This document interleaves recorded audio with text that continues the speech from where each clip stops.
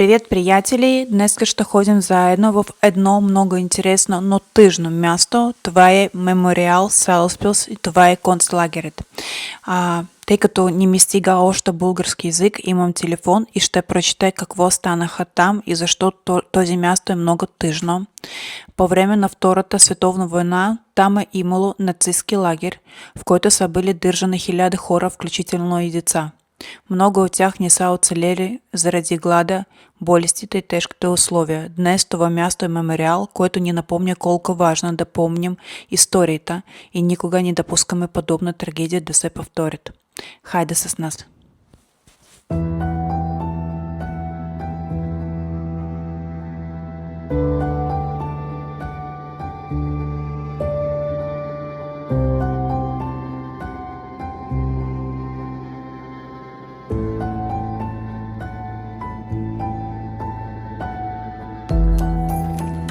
Защо сме тук днес?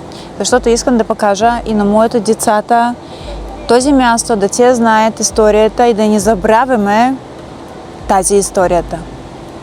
Това е пътят към лагер.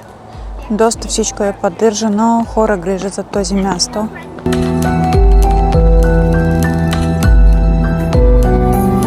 Тук е написано: за тази стена земята стане. За тази стена беше лагерът.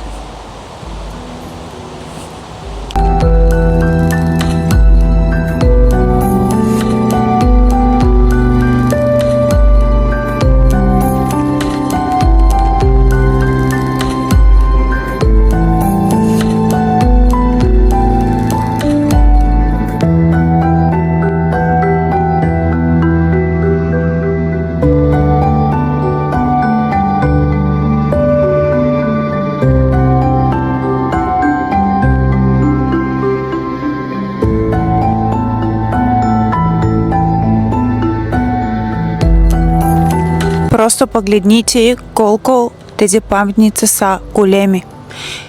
Ама много големи.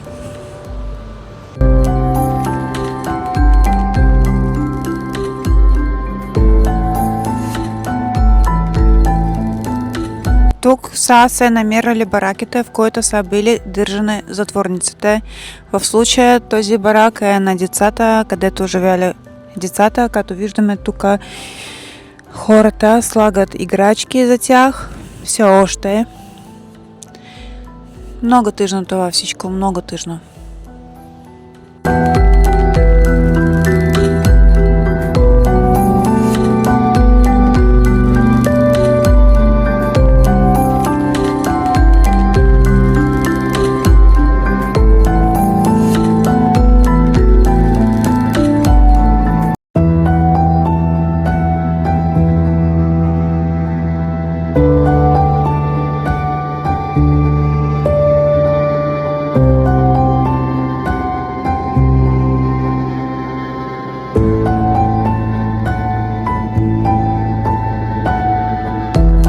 Тук хората са отброявали дните до свободата или до смъртта. Като можем да видим, буквално тук в стената има такива дупки. Така ще кажем, че дупки. Но това беше, да, хората наистина смятали дни. Ивия, знаеш какво е това? Да. Какво? Все едно календар на дни. Те са брояли дните до свободата или до смърт. Знам. Виталка, ти знаеш какво е това?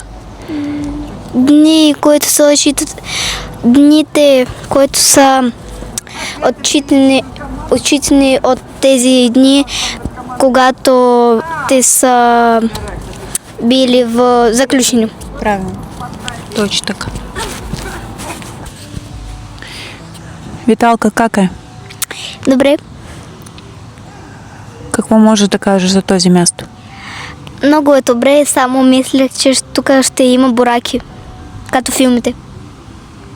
А тук има паметници, да? Да. Ти знаеш защо тук е този място? Да. Защо? Защото душата на тези хора са останали тук. По принцип, харесваш ли този място? Много е красиво, просторно, Поддържано е? да. Да. Сега тръгваме към вкъщи.